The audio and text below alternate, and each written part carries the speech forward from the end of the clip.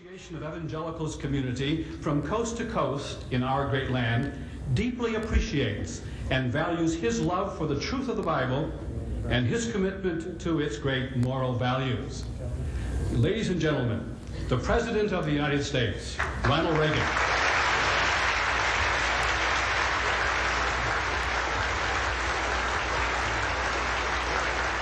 Thank you.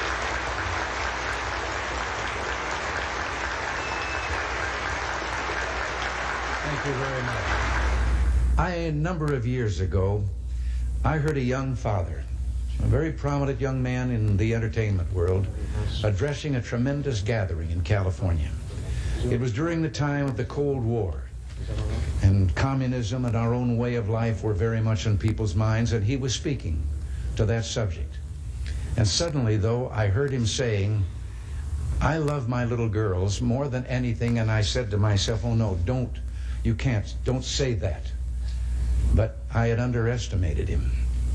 He went on, "I would rather see my little girls die now, still believing in God, than have them grow up under communism and one day die no longer believing in God."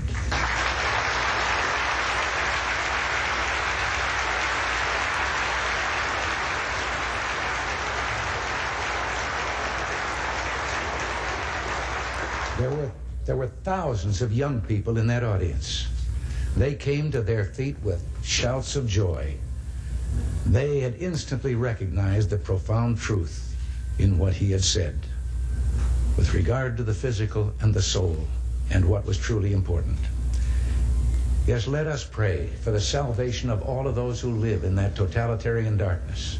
Pray they will discover the joy of knowing God. But until they do, let us be aware that while they preach the supremacy of the state, declare its omnipotence over individual man, and predict its eventual domination of all peoples on the earth, they are the focus of evil in the modern world. It was C.S. Lewis who, in his unforgettable Screwtape letters, wrote, "The greatest evil is not done now in those sordid dens of crime that Dickens loved to paint. It is not even done in concentration camps and labor camps.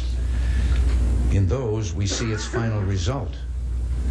But it is conceived and ordered, moved, seconded, carried, and minuted in clear, carpeted, warmed, and well-lighted offices by quiet men with white collars and cut fingernails and smooth-shaven cheeks who do not need to raise their voice."